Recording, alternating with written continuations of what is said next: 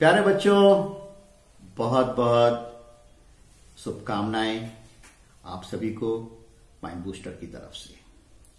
आज live session में हम आप के समक्ष इस ध्येय से आए हैं कि preparation of examination and how to improve your confidence, इस विषय पर हम बात करने के लिए आपसे आज रूबरू हो रहे हैं, लाइव आए हैं। बहुत सोच समझ करके मैंने ये विचार किया कि लाइव आना जरूरी है, क्योंकि सभी बच्चे जो हैं एक साथ मिल जाएंगे और उनसे वार्ता होगी, उनसे बात होगी। आज मैं लाइव सेशन पे रहा, बहुत अच्छा आप लोग का उत्साह देखने को मिला, प्यार देखने को मिला, बहुत सारे बच्चों ने कमेंट्स दिए। लेकिन आज कुछ टेक्निकल इश्यू के कारण, क्योंकि पहली बार मैं लाइव आया था, इस कारण से टेक्निकल इश्यू के कारण वो वीडियो जो होगी वो यूट्यूब से रिमूव हो गई। यूट्यूब पर मैंने कंप्लेन भी करी है, लेकिन फिर भी दूसरे वीडियो से जो रिकॉर्डिंग हो रही थी उस वीडियो में एडिट करके मैंने इस वीडियो को आप लोगों के लिए अपलोड कर रहे हैं। आप इसको ध्यान से सुनिए और अपने जीवन में आत्मसात कीजिए और आगे बढ़िए। देखिए, प्रिपरेशन ऑफ एग्जामिनेशन की जब बात आती तो सबसे पहले आपको काम क्या करना है, अपना गोल सेट करना है। वो गोल 90 प्लस का हो सकता है, 95 प्लस का हो सकता है, 96 प्लस का हो सकता है, 97 प्लस का हो सकता है। आप कुछ भी गोल करें और अपने स्टडी टेबल के आगे चौड़ा सा लिख करके स्केच पेन से लिख दिए, माई गोल इज 95 प्लस, 96 प्लस, जो भी चाहे आप कर सकते हैं। इसके बाद आपको एक बहुत ही अच्छा टाइम टेबल बनाना है। उस टाइम टेबल में आपको यह ध्यान रखना है कि स्टडी हो फिर उसका ब्रेक हो, स्टडी हो फिर ब्रेक हो, स्टडी हो और ब्रेक हो। मैंने कई वीडियो में इस बात को बहुत क्लियर कट बोला है कि 50 मिनट 55 मिनट का एक सेशन रखने के बाद थोड़ा सा 10 मिनट का एक रिलैक्स टाइम मिलना चाहिए, जिससे क्या है कि ब्रेन जो है वो शांत होता है और जो चीजें हम पढ़े रहते हैं उसको हम अचेतन मन में आत्मसात करते चले जाते हैं। इसलिए बहुत ही आवश्यक है कि हम ब्रेक लें और टाइम टेबल को फॉलो करें। देखा क्या गया है, टाइम टेबल तो बनाना बहुत आसान है, पेन पेपर लिया, टाइम टेबल बना लिया, लेकिन सबसे बड़ी दिक्कत क्या होती है कि उसको फॉलो करना। जब टाइम टेबल फॉलो करने की बात आती है तो यही होता है, कल कर लेंगे, परसों कर लेंगे, 2 दिन बाद कर लेंगे, पक्का मम्मी मंडे को कर लेंगे। मम्मी से, पापा से, भैया से सबसे प्रॉमिस हो जाता मंडे से करेंगे और फिर मंडे भी निकल जाता है। सबसे पहली बात क्या है कि टाइम टेबल बनाइए और अपने आप को मजबूत कीजिए, दृढ़ संकल्प लीजिए कि हम इस टाइम टेबल को फॉलो करेंगे किसी भी प्रकार से। देखो बेटा, मेहनत करने वालों की ही पूजा होती है। जो मेहनत करेगा वो उसकी पूजा होगी, उसको लोग मानेंगे, उसको लोग चाहेंगे, उसको उठा के रखेंगे समाज में। सब लोग ये बात बोलेंगे, उनका बच्चा, उनकी बच्ची जो है कितनी मेहनती थी, कितना आगे बढ़ गई और कितना अच्छा रहा। लेकिन क्या है कि हम आराम, कंफर्ट जोन ढूंढते हैं और आराम की दुनिया में रहते हैं, हम अपने कंफर्ट जोन से बाहर नहीं निकल पाते। तो यह चीजें जो होती हैं गलत होती है। अब यहां पर क्या है कि जब आपने एक टाइम टेबल सेट कर लिया और पूरी तरकीब से यह देख लिया कि हां हमारा सिलेबस क्या है। अभी जैसे चल रहा है कि कुछ सिलेबस रिड्यूस हुआ है, वैसे सिलेबस आपका बना हुआ, आपको पता है कि हाँ हमारा ये सिलेबस है, इसमें ये चैप्टर्स आएंगे और इसकी यूनिट वाइज जो है ये मार्किंग है और इतनी यूनिट है, 5 यूनिट, 4 यूनिट, 6 यूनिट में ये मेरा पूरा पाठ्यक्रम, चाहे बायो का होगा, चाहे फिजिक्स का होगा, चाहे केमिस्ट्री का होगा, चाहे इंग्लिश का होगा, वो सब बना हुआ है। अब उसको क्या है, हम यूनिट वाइज हम लेकर के चलेंगे। जब यूनिट वाइज जब हम उसको लेके चलेंगे तो उसकी स्टडी करेंगे बाकायदे और पर्याप्त मात्रा में। हम इस चीज को सोच के रखें कि हमें अपना खुद का नोट्स बनाना है, किसी दूसरे के नोट्स पे नहीं, अपने ही नोट्स पर हमें क्या है वर्कआउट करना है।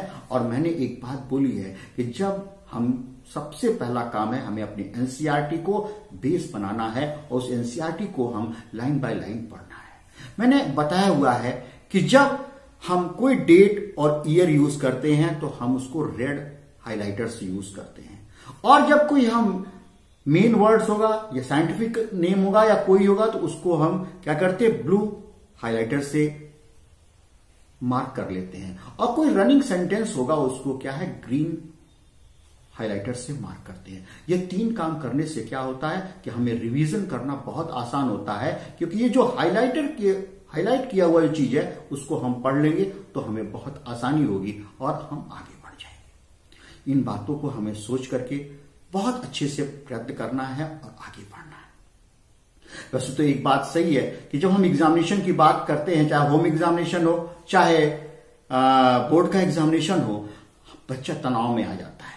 वो क्या होता है, चिड़चिड़ापन दिखाने लगता है। उसके मन में क्या भ्रांति के जो है आइडियाज चलने लगते हैं और उसका मन जो है वो पढ़ाई से हट करके दूसरी ओर चले जाने लगता है। तो यह चीज जो है वो गलत है। और जब हमें एक बात ध्यान रखनी है, इस लाइव सेशन के माध्यम से मैं समझाना चाह रहा हूं कि हमें अपने पढ़ाई पर विशेष फोकस रखना है। हमें कभी इधर उधर नहीं भागना, हमें पूरी तरकीब से मेहनत करनी है और आगे बढ़ना है। और एक बात ध्यान रखेंगे कि जब हम अपना नोट्स बना लिए, अपना प्रिपरेशन कर लिए, उसके बाद क्या है, हमें अपने राइटिंग स्किल पर बहुत ध्यान देना पड़ेगा। इसके लिए क्या है, सैंपल पेपर और सैंपल पेपर के साथ ओल्ड पेपर, और ओल्ड पेपर में भी 5 साल के कम से कम पेपर जो है उसको आप लगाएं और लिखें। लिखने से क्या फायदा होता है कि आपको 1 मार्क्स से क्वेश्चन, 2 मार्क्स के क्वेश्चन, 3 मार्क के क्वेश्चन, 5 मार्क के क्वेश्चन में कितना लिखना है यह अप्रोप्रिएट आपको पता चल जाएगा। और उसके माध्यम से क्या है, आप बहुत अच्छा जो है गेन करेंगे और नंबर भी प्राप्त करेंगे। क्योंकि हम यदि ज्यादा लिखने लगते हैं तो हमारा क्या, दूसरा क्वेश्चन छूटने लगता है। क्योंकि सीबीएसई में या यूपी बोर्ड में या बिहार बोर्ड में या किसी भी बोर्ड में जो भी पेपर बनता है वो टाइम कैलकुलेटेड होता है। इन बातों का ध्यान रखेंगे।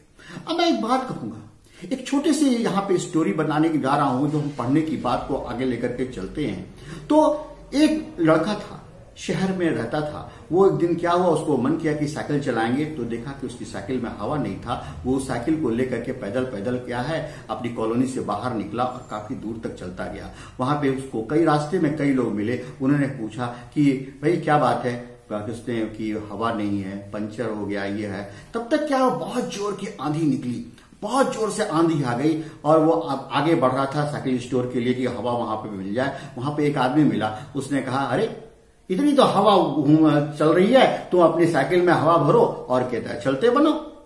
तो उस व्यक्ति की बात को सुनकर के वो बच्चा भी हंसा और जो लोग वहां पे थे उन्होंने भी इस बात को सोच करके हंसने लगे। उन्होंने कहा कि जो हवा इस साइकिल के पंप के द्वारा भरी जाएगी वह जो है वही कारगर सिद्ध होगी, बाकी जितनी हवा है वो बेकार है। इसका सीधा इस कहानी से मतलब यह है कि ज्ञान का सागर बहुत सारा है हमारे लाइब्रेरी में, हमारे इंटरनेट पर, हमारे बुक्स में, हमारे नोट्स में, हमारे टीचर के पास, हमारे पिताजी के पास, माताजी के पास बहुत सारा ज्ञान है। लेकिन वो ज्ञान कौन सा काम आएगा, वो जो हमारे सिर के अंदर होगा। मतलब उस साइकिल की ट्यूब के अंदर जो हवा भरी जाएगी उसी से साइकिल चलेगी। इसी तरीके से हमारे जीवन में है कि जो हम ज्ञान प्राप्त करेंगे, स्वयं ज्ञान प्राप्त करेंगे, वही हमारे जीवन में चरितार्थ होगा, काम आएगा।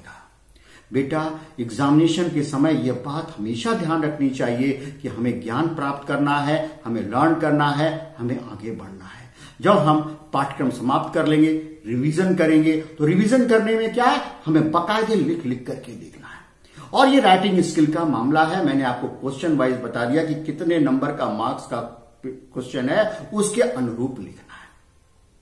अब यहां पर एक बात समझेंगे कि जब हम रिवाइज करते हैं और सारी चीजें करते हैं, उस समय रिवीजन के समय हम क्या करेंगे, डायग्राम बनाएंगे। और डायग्राम है, कोई फ्लो चार्ट होगा, रोड मैप होगा, कन्वर्जन का इक्वेशन होगा, या फिर क्या है कुछ रिएक्शंस होंगे, सब अपनी स्टडी टेबल पर बना करके इस प्रकार से जैसे है इसको बना करके पूरा जो है उसको चस्पा कर लेंगे अपने स्टडी टेबल के सामने।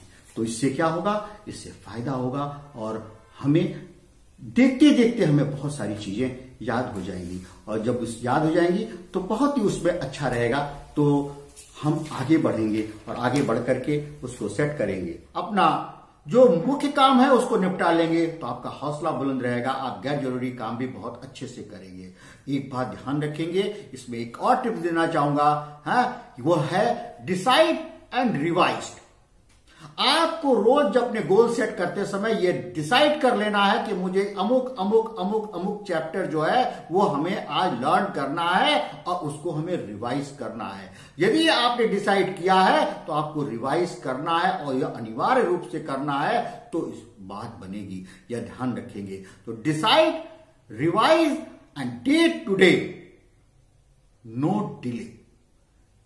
फिर से सुन ले, decide, revised, day to day, no delay. मतलब क्या हुआ, हमें रोज अपना डिसाइड भी करना है, उसको रिवाइज भी करना है, डे टू डे करना है, कोई भी उसमें डिले नहीं करना है, यह ध्यान रखेंगे। बेटा एक बात समझ लो, यहां एक शायरी के मामले में मतलब से मैं आपको सिखाना चाहूंगा, क्योंकि लाइव सेशन है, आपको मैं बता सकता हूं। इसमें शायरी क्या है, दरिया हूं हुनर जानता हूं, अपना रास्ता स्वयं बनाना जानता हूं। तो इन बातों को जरूर ध्यान रखेंगे कि हमें अपने रास्ते को बनाना है, तो हमें डायरी को इस्तेमाल करना पड़ेगा और हमें आगे बढ़ना पड़ेगा। यहां पर एक बात और कहना चाहूंगा, अल्बर्ट आइंस्टीन को सभी लोग जानते हैं कि वह जो है विश्व प्रख्यात वैज्ञानिक घोषित हुए और उन्होंने सापेक्ष का सिद्धांत दिया, बहुत बड़ा उनका योगदान है। जब तक ये धरा होगी, जब तक ये विज्ञान होगा, अल्बर्ट आइंस्टीन को कोई नहीं भूल सकता है।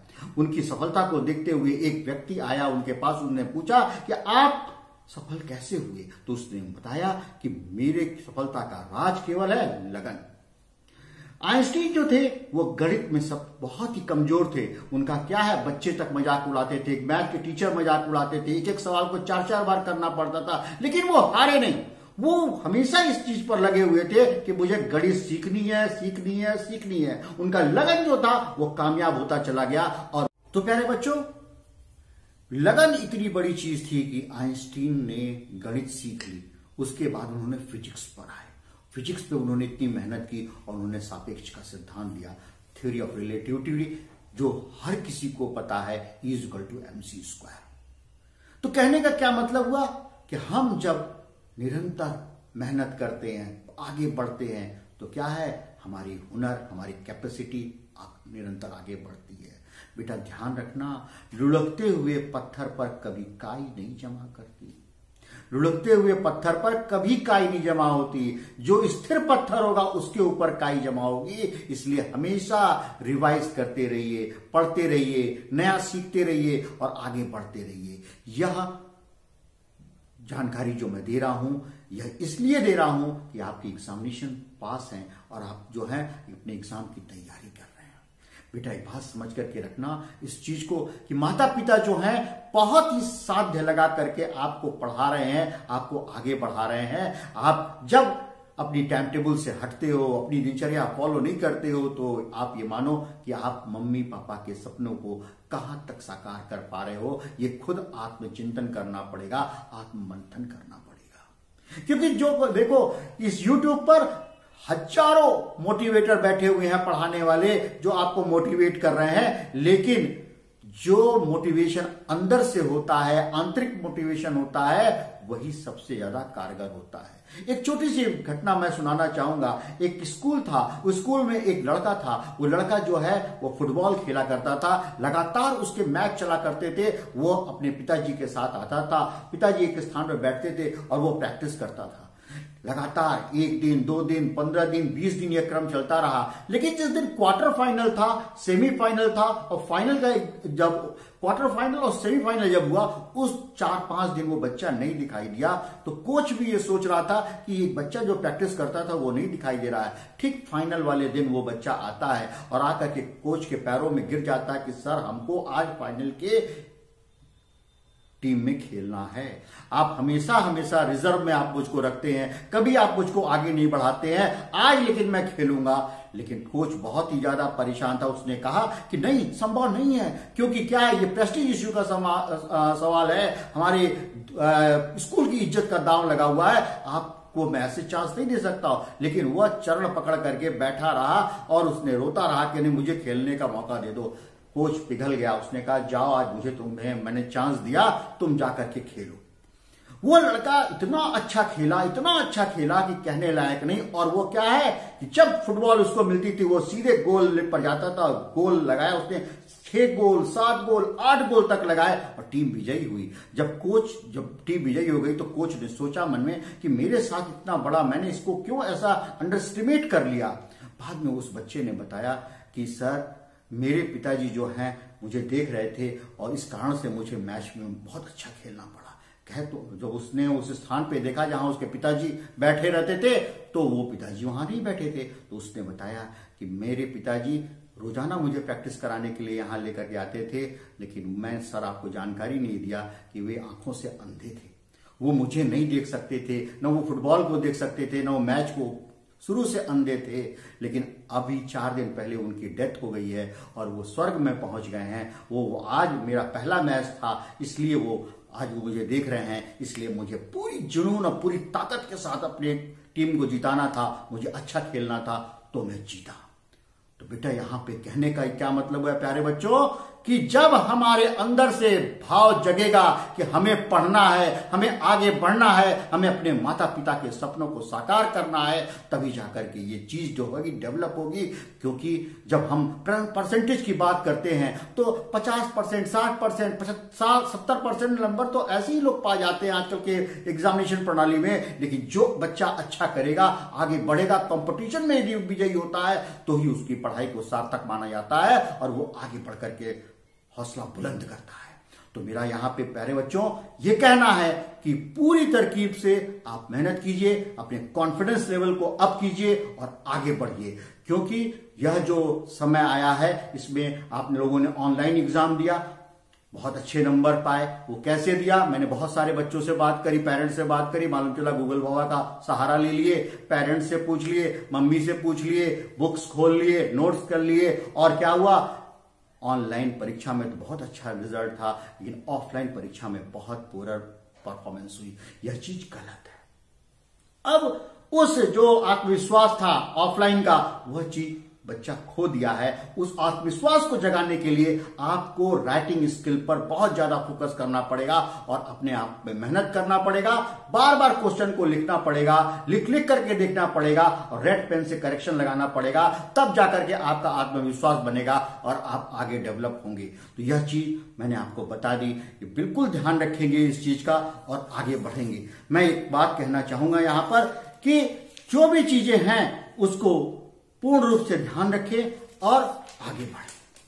मैंने बहुत सारी टिप्स दी, बहुत सारी बातें बताई और इन बातों में जो था परीक्षा से पूर्व तैयारी की बात है, तो आप प्रिपेयर करिए और आगे बढ़िए। साथ में क्या है कि सिलेबस को समझ लीजिए, समझने के बाद क्या है, स्टडी प्लान को टाइम टेबल बना करके उसका नियम से पालन करिए और नोट्स बनाइए, उसका रिवीजन करिए, सैंपल पेपर लगाइए और साथ में क्या है, पौष्टिक आहार जरूर लीजिए। एक बात ध्यान रखेंगे कि अपना शिक्षा, अपना स्वास्थ्य और अपना पैसा, ये 3 चीज ही जीवन में काम आते हैं, बाकी कोई चीज काम नहीं आता है। तो हमें शिक्षा के साथ साथ अपने स्वास्थ्य का भी ध्यान रखना है, योग भी करना है, व्यायाम भी करना है और अच्छा पौष्टिक आहार खाना है और 6 घंटे की से लेकर 8 घंटे की नींद पूरी करनी है। पूरा कंप्लीट सोइए और उसके बाद जब पढ़िए पूरे मनोयोग से पढ़िए, लगकर पढ़िए, टाइम टेबल बनाकर पढ़िए और डिसाइड कीजिए, रिवाइज कीजिए और आगे बढ़िए। यह बात मैं आपसे कहना चाहता हूं। और इसी क्रम में मैं 2 लाइन पंक्तियों को का कहना चाहूंगा। खोल दो पंख मेरे, खोल दो पंख मेरे, अभी और उड़ान बाकी है, जमी नहीं है मंजिल मेरी, अभी तो पूरा आसमान बाकी है। बेटा अभी तो 10th और 12th की परीक्षा, होम एग्जामिनेशन की परीक्षा की बात कर रहे हो, अभी तो पूरा आसमान बाकी है। कितने जीवन में कंपटीशन बीट करने हैं, कितने इंटरव्यू बीट करने हैं। अपना हौसला बुलंद रखेंगे, पूरी ताकत से लगेंगे और डेवलप होंगे। यह बात आज मैं कहना चाहता हूं। तो आज लाइव सेशन के माध्यम से सभी के उज्जवल भविष्य की कामना करते हुए मैं यह कहना चाहूंगा कि अपने कमेंट सेक्शन में जरूर लिखें और जो इस चैनल पर आज हमसे पहली बार जुड़ रहे हैं वो मेरे चैनल को जरूर सब्सक्राइब करेंगे, कमेंट सेक्शन में अपना लक्ष्य लिखेंगे और यह लाइव सेशन आपको कैसा लगा ये जरूर बतलाएंगे। बहुत ही अच्छा रहेगा और आप पूरी तरकीब से मेहनत करें और आगे बढ़ें। जय हिंद।